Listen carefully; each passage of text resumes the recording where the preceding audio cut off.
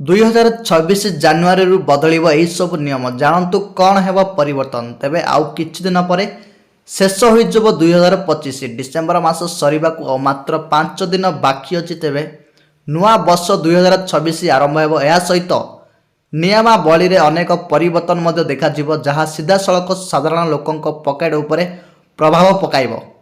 ତେବେ ବ୍ୟାଙ୍କିଂ ନିୟମ ଠାରୁ ଆରମ୍ଭ କରି ଟିକସ, ୟୁପିଆଇ ଏବଂ ଡିଜିଟାଲ ପେମେଣ୍ଟ ନିୟମ ପର୍ଯ୍ୟନ୍ତ ଅନେକ ପରିବର୍ତ୍ତନ ଦେଖିବାକୁ ମିଳିବ। ଏହି ପରିବର୍ତ୍ତନଗୁଡ଼ିକ ଚାଷୀ, ଯୁବପିଢ଼ି, ସରକାରୀ କର୍ମଚାରୀ, ମଧ୍ୟବିତ୍ତ ବର୍ଗ ଏବଂ ସାଧାରଣ ଲୋକଙ୍କ ସମେତ ସମସ୍ତଙ୍କୁ ପ୍ରଭାବିତ କରିବ। ତେଣୁ ଆସନ୍ତୁ ଜାଣିବା ନୂତନ ବର୍ଷ ଆରମ୍ଭ ହେବା ସହିତ ଆପଣ କ'ଣ ପରିବର୍ତ୍ତନ ଦେଖିପାରିବେ।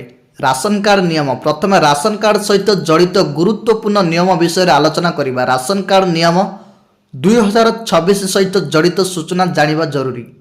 ରାସନ କାର୍ଡ ପାଇଁ ଅନଲାଇନ୍ ଆବେଦନ ବ୍ୟବସ୍ଥା ଆରମ୍ଭ କରାଯାଇଛି, ଯାହା ଚାଷୀ ଏବଂ ଗ୍ରାମବାସୀଙ୍କୁ ଆଶ୍ୱସ୍ତି ପ୍ରଦାନ କରିବ।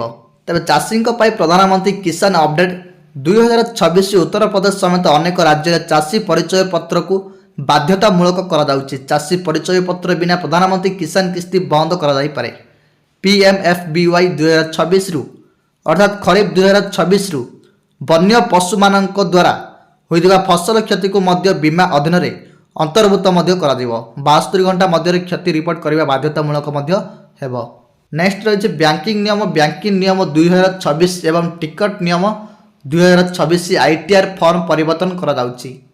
ଜାନୁଆରୀ 2026 ଆୟକର ରିଟର୍ଣ୍ଣ ଫର୍ମରେ ପରିବର୍ତ୍ତନ ସମ୍ଭବ। ଅଧିକ ତଥ୍ୟ ଚାଳିତ ରିପୋର୍ଟିଂ। ନେକ୍ସଟ ରହିଛି ଦର୍ଶକ କ୍ରେଡିଟ୍ ସ୍କୋର ଅପଡେଟ୍ ନିୟମ। ଏପ୍ରିଲ 2026 7 ଦିନ ମଧ୍ୟରେ କ୍ରେଡିଟ୍ ସ୍କୋର ଅପଡେଟ୍ ହେବ। ତ ଆପଣମାନେ କ୍ରେଡିଟ୍ ସ୍କୋର କେତେ ନା 7 ଦିନ ମଧ୍ୟରେ ଆପଣମାନେ ଅପଡେଟ୍ କରିପାରିବେ। ପୂର୍ବରୁ ଏଥିରେ 15 ଦିନ ଲାଗୁଥିଲା। SBI ଭଳି ବ୍ୟାଙ୍କ ଗୁଡ଼ିକ ଋଣ ସୁଧ ହାର ସଂଶୋଧନ କରିଛନ୍ତି ଏବଂ FD ହାର ହ୍ରାସ କରିଛନ୍ତି, ଯାହାର ପ୍ରଭାବ 2026ରେ ଦୃଶ୍ୟମାନ ହେବ। ନେକ୍ସଟ ରହିଛି ଡିଜିଟାଲ ଆଟେଣ୍ଡାନ୍ସ। 2026ରେ ଅନେକ ରାଜ୍ୟର ସରକାରୀ ସ୍କୁଲରେ ଟ୍ୟାବ ମାଧ୍ୟମରେ ଉପସ୍ଥାନ ରେକର୍ଡ କରାଯିବ।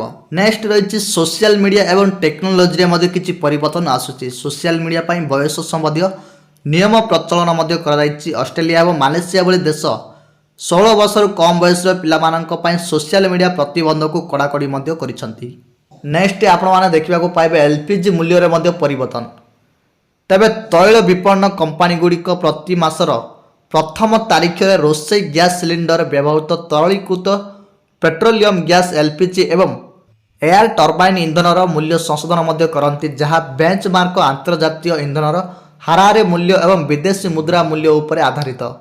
ଡିସେମ୍ବରରେ ସରକାର ବାଣିଜ୍ୟିକ ସିଲିଣ୍ଡର ମୂଲ୍ୟ 10 ହ୍ରାସ କରିଥିଲେ। ଏଥର ଘରୋଇ ସିଲିଣ୍ଡର ପାଇଁ ମୂଲ୍ୟ ମଧ୍ୟ ହ୍ରାସ କରାଯାଉଛି।